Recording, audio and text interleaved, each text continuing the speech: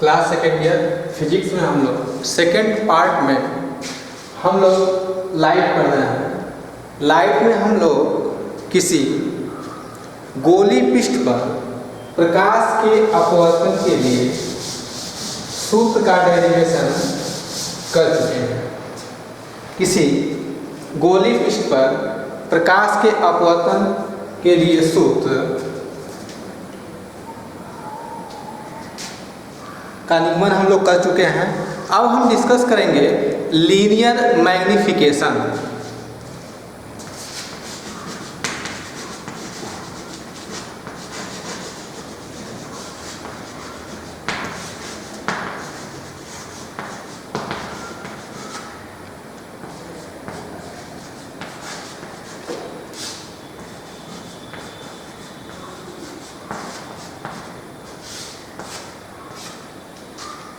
हम लोग दर्पण में भी हम लोग रेखीय आवर्धन के बारे में डिस्कस कर चुके हैं।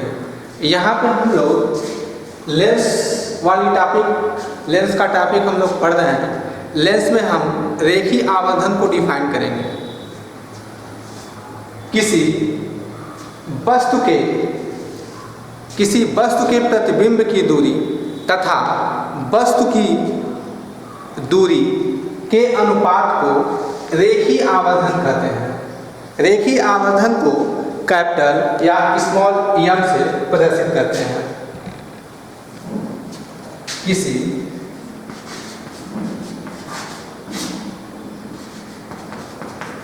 वस्तु के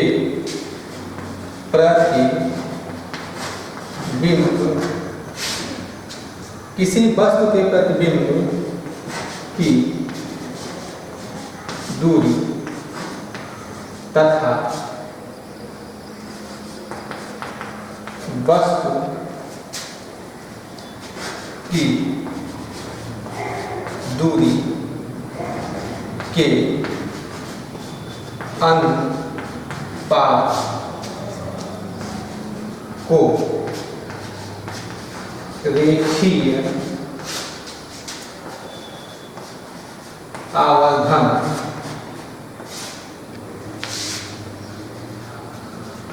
कहते हैं।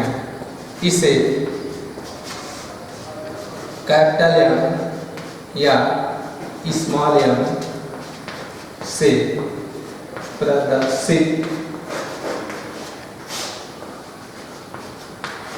करते हैं। कैपिटल एम या स्मॉल एम से प्रदर्शित करते हैं।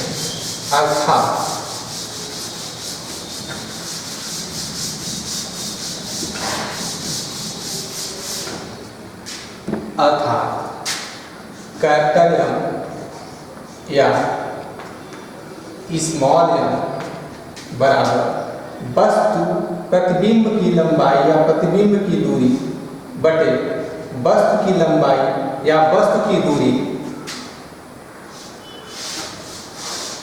एम कैपिटल एम या स्मॉल एम बराबर भी अपान यू, या इसको लिखा जा सकता है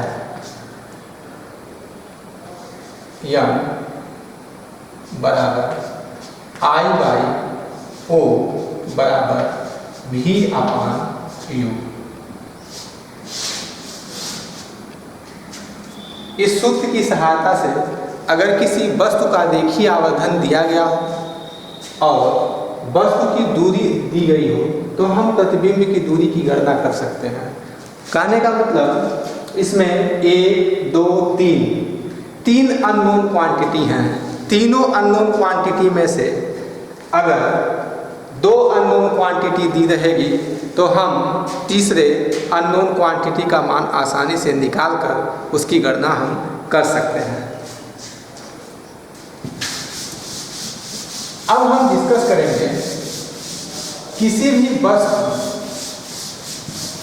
करेंगे रेखीय आवर्धन का मान।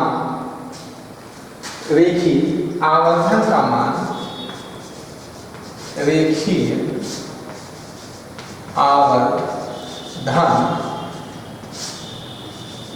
का मान, रेखीय आवर्धन का मान लेंस की फोकस दूरी, वस्तु की दूरी तथा प्रतिबिंब की दूरी में संबंध। ये इंपॉर्टेंट है, इससे कभी काल न्यूमेरिकल क्वेश्चन पूछे जाते हैं। रेखीय आवर्धन का मान अर्थात यम का मान, लेंस की फोकस दूरी, प्रतिबिंब की दूरी तथा वस्तु की दूरी में हम संबंध बताने वाला सूत्र निकालेंगे।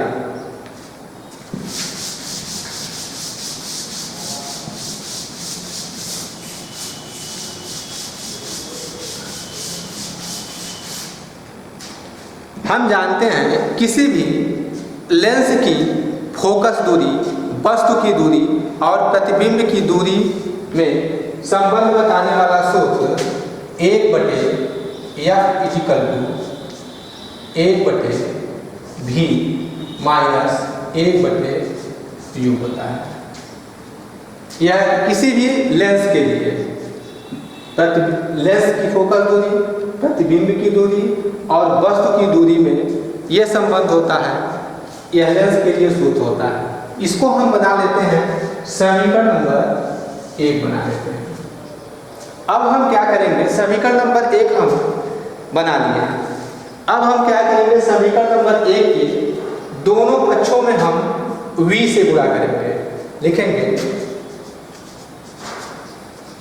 समीकरण नंबर 1 के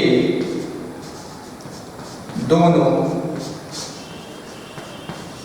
पक्षों में इस मान भी से गुणा करने पर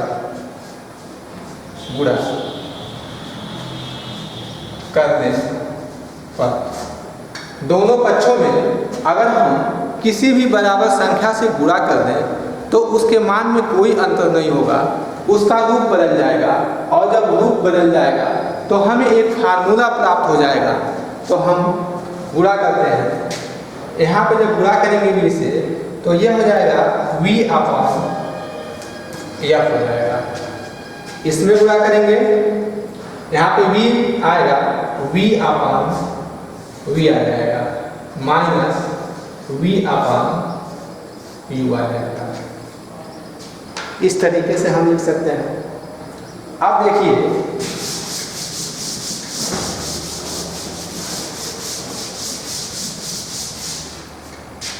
यहाँ v/f हो गया, यह इससे कैंसिल हो जाएगा।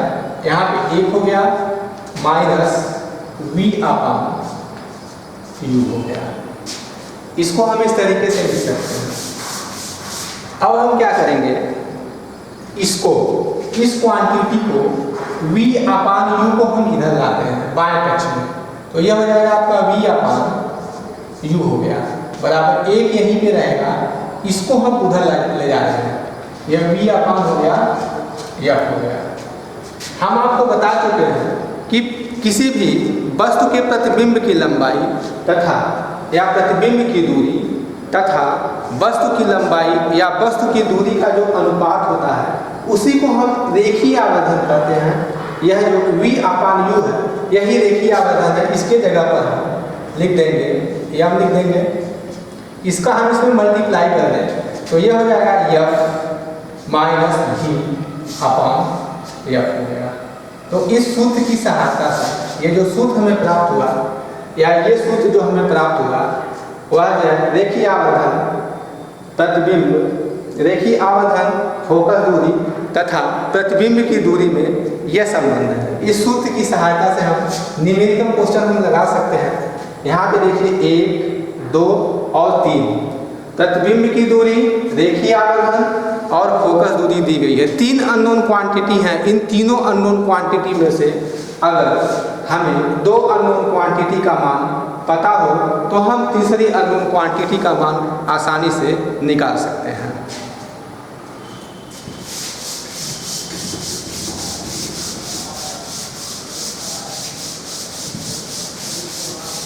एक फार्मूला इसमें और है, पुनः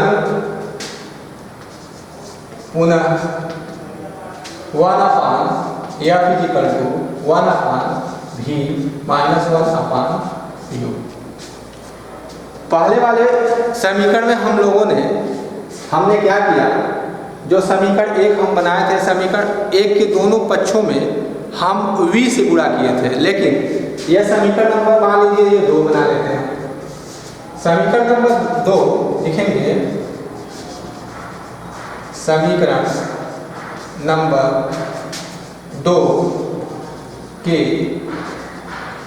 दोनों पक्षों में u से गुणा करने पर, पहले जो समीकरण नंबर हम 1 किसी लेंस की फोकस दूरी, प्रतिबिंब की दूरी और वस्तु की दूरी में जो संबंध बताने वाला जो समीकरण नंबर 1 हम बनाए थे, जो हमको प्राप्त था, जो हमको मालूम है, उसमें हम v से दोनों पक्षों में गुणा किए थे।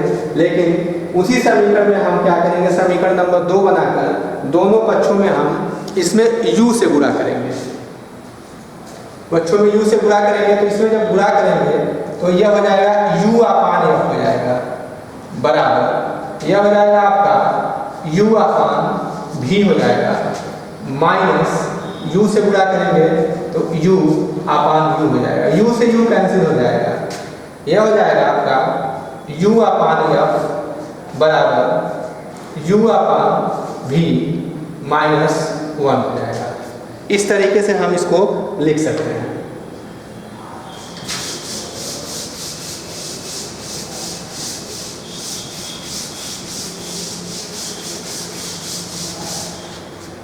यहाँ पे देखिए, हम क्या करेंगे, इस क्वांटिटी को, एक को हम इधर ला देते हैं, एक को इधर लाएंगे, इसको हम पहले लिख देंगे या करके, यह हो जाएगा u/, ये भी है आपका, भी हो गया, एक इधर लाएंगे तो प्लस हो जाएगा, यह हो गया आपका u/f नहीं है, इसको इधर लाएंगे तो यह +1 हो जाएगा। इसको लिखेंगे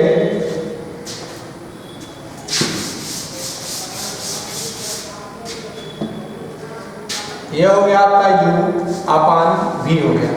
यहाँ पे इसको हल करेंगे, u आपका ये रहेगा, इसका इसमें गुणा करेंगे, प्लस हो जाएगा आपका f/f हो गया।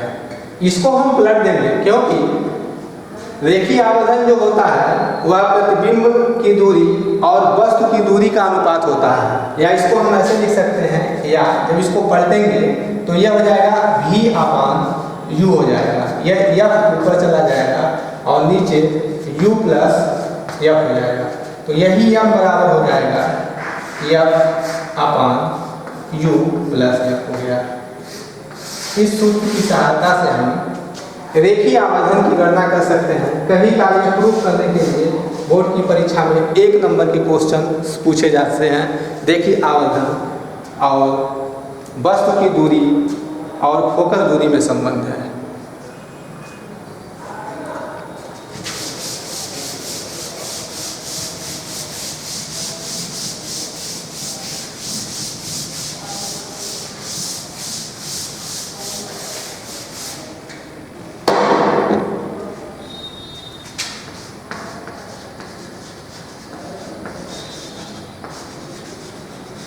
पावर ऑफ लेंस की क्षमता या लेंस की शक्ति, लेंस की क्षमता या शक्ति से हम क्या समझते हैं, हमें ये जानना है। किसी लेंस की क्षमता जो होती है वह लेंस की फोकस दूरी के व्युत्क्रम होती है, अर्थात किसी लेंस की क्षमता लेंस की फोकस दूरी के व्युत्क्रम को लेंस की क्षमता कहते हैं। इसको लिखेंगे किसी लेंस की फोकस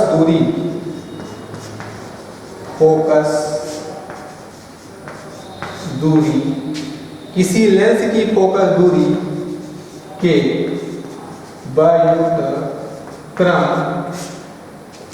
व्युत्क्रम को लेंस की क्षमता कहते हैं। इसे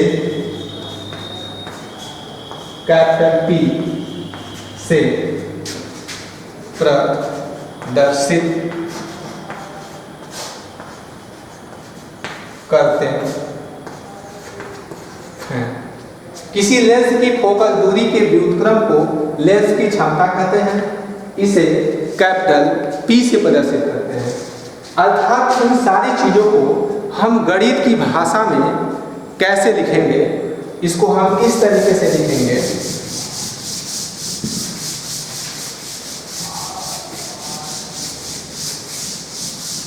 अर्थात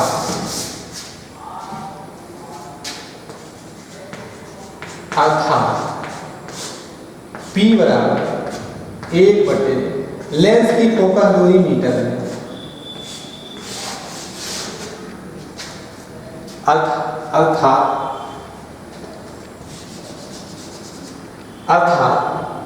लेंस की क्षमता P बराबर 1/, लेंस की फोकस दूरी मीटर में। इस फार्मूले का इस्तेमाल हम वहाँ पे करेंगे जहाँ पे लेंस की फोकस दूरी मीटर में दी गई होगी, या अगर लेंस की फोकस दूरी सेंटीमीटर में दी गई हो तो हम इसी फार्मूले को लिख देंगे P बराबर 100/F, या सेंटीमीटर में।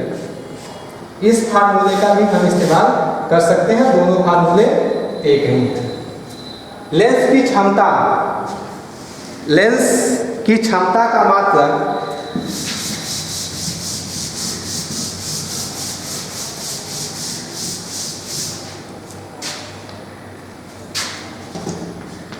इसका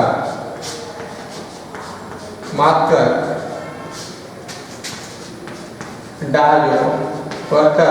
डायोप्टर को हम ऐसे नोटेशन में लिखते हैं।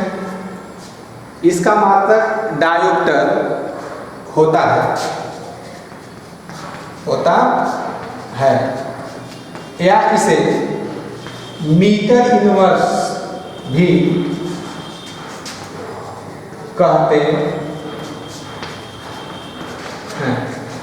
इसे मीटर इनवर्स या डायोप्टर कहते हैं।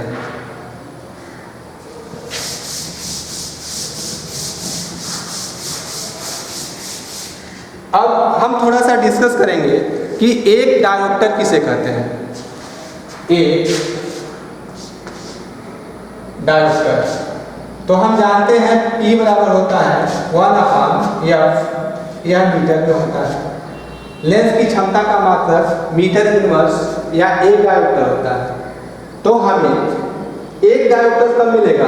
अगर लेंस की फोकस दूरी अगर 1 मीटर हो। कहने का मतलब 1 मीटर फोकस दूरी वाले, अगर कोई लेंस ऐसा हो जिसकी फोकस दूरी 1 मीटर हो तो हम कहेंगे कि उस लेंस की क्षमता एक डायोप्टर है।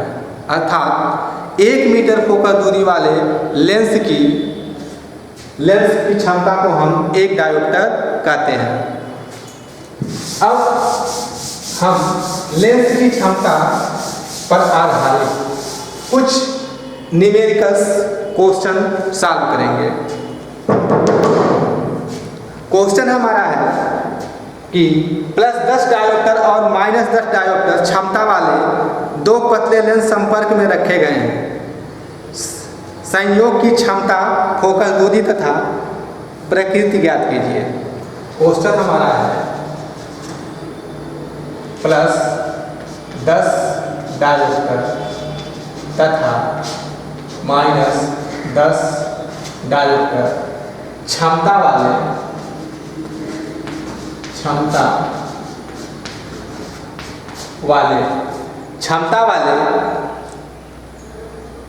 2 पतले लेंस पतले लेंस संपर्क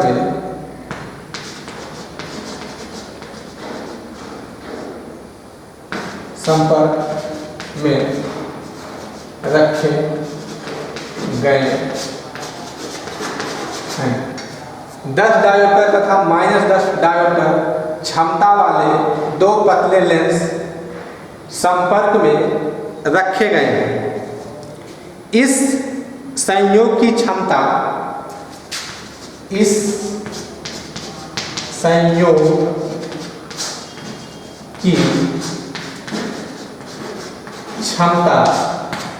संयोग की क्षमता फोकस दूरी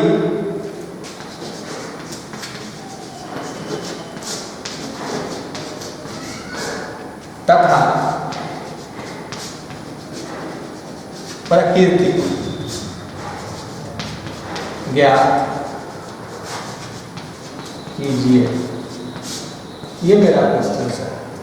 10 डायोप्टर तथा -10 डायोप्टर क्षमता वाले दो पतले लेंस संपर्क में रखे गए हैं। इस संयोग की क्षमता फोकस दूरी तथा प्रकृति हमको ज्ञात करना है। इसमें 3 क्वेश्चंस दिए गए हैं। तो प्रश्न के अनुसार हमें कुछ नहीं करना है, हमें प्रश्न के अनुसार क्वेश्चन को पढ़ते जाना है और क्वेश्चन में जो दिया गया है उसको लिखते जाना है और फार्मूले को रख देना। हमारा रिजल्ट आसानी से आ जाएगा।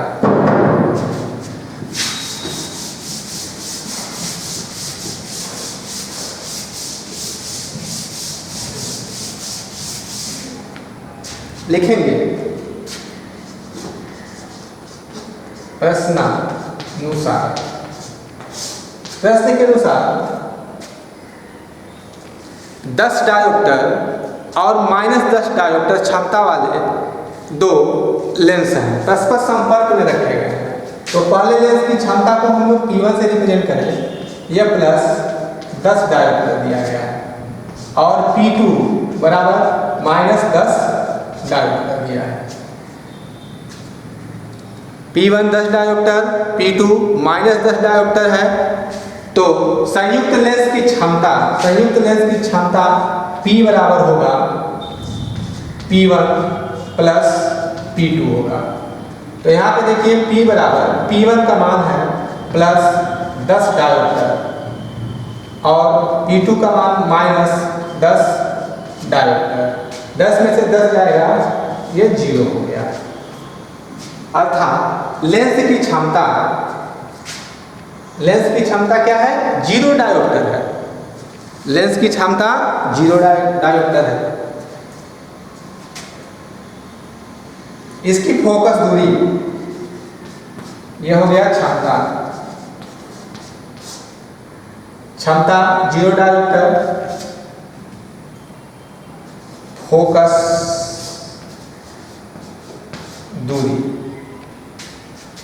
दूरी या 1/, लेंस की क्षमता या फिर इक्वल टू 1/P। 1/P लिख सकते हैं इसको हम आसानी से, या 100/P, ये 100/0। 100/0, 100 में जब 0 से भाग देंगे तो ये आ जाएगा या फिजिकल टू इनफाइनाइट, अनंत आ जाएगा, जिसको अंग्रेजी में इन्फिनिटी हम बोलते हैं। अर्थात लेंस की फोकल दूरी जो है इन्फिनिटी हो गई। इसका मतलब उसकी फोकल दूरी अनंत आ गई। उसकी प्रकृति क्या होगी? प्रकृति क्षमता हो गया, फोकल दूरी हो गया, प्रकृति समतल प्लेट होगा।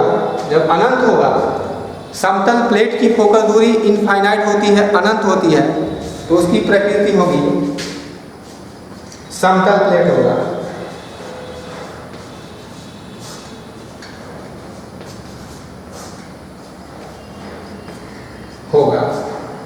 क्योंकि समतल प्लेट की फोकल दूरी इनफाइनाइट होती है, अनंत होती है।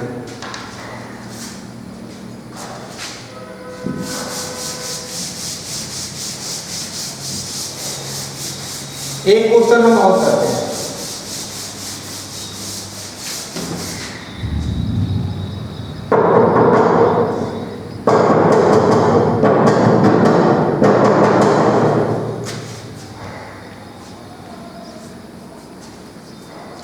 दो लेंस, क्वेश्चन है दो लेंस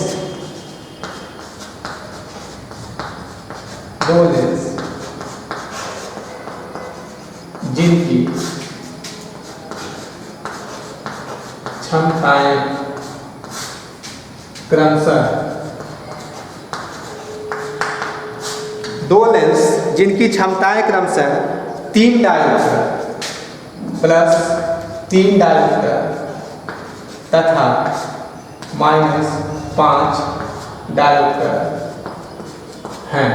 दो लेंस जिनकी क्षमताएं क्रमशः 3 डायोप्टर तथा -5 डायोप्टर है को मिलाकर एक संयुक्त लेंस बनाया गया है।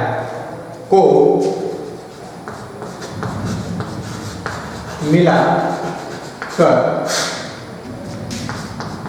एक संयुक्त लेंस बनाया गया है। को मिलाकर एक संयुक्त लेंस बनाया गया है। इस संयुक्त लेंस से इस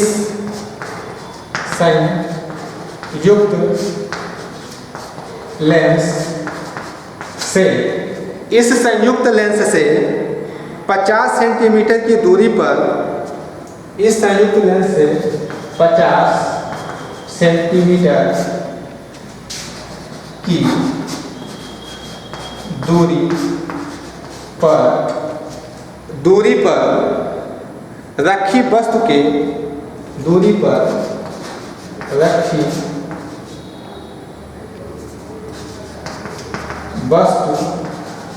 के प्रतिबिंब की स्थिति ज्ञात कीजिए। यह क्वेश्चन है। दो लेंस जिनकी क्षमताएं क्रमशः 3 डायोप्टर तथा -5 डायोप्टर को मिलाकर एक संयुक्त लेंस बनाया गया है। इस संयुक्त लेंस से 50 सेंटीमीटर की दूरी पर रखी वस्तु के प्रतिबिंब की स्थिति ज्ञात करनी है। तो प्रश्न के अनुसार हम क्वेश्चन को हम पढ़ते जाएंगे और उसमें क्या क्या चीज़ दिया हुआ है उसको देखते जाएंगे,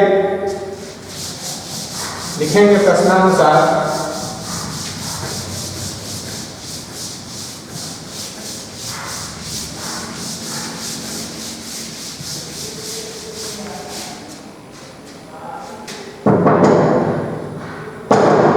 लिखेंगे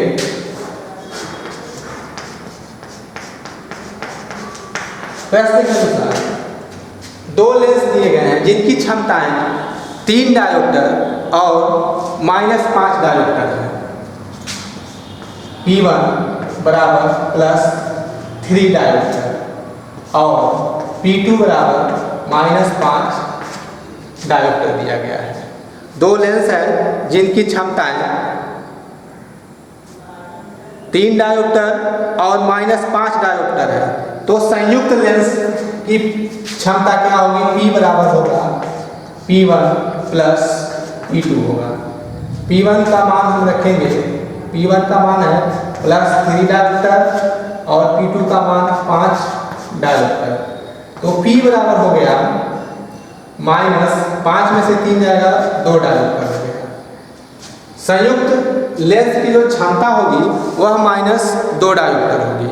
अब हम क्या करेंगे, संयुक्त लेंस की फोकस दूरी निकालेंगे। संयुक्त लेंस की फोकस दूरी क्या होगी? संयुक्त लेंस की फोकस दूरी के लिए फार्मूला है F = 100/P। यह हो गया 100 हो गया -2 हो गया। 2 से कटेगा -50 सेंटीमीटर हो गया। संयुक्त लेंस की क्षमता -2 डायोप्टर है, उसकी फोकस दूरी -50 सेंटीमीटर है। अब फोकस दूरी 50 सेंटीमीटर फोकस दूरी दी गई है और वस्तु को 50 सेंटीमीटर की दूरी पर रखा गया है, तो हमें प्रतिबिंब की स्थिति ज्ञात करनी है।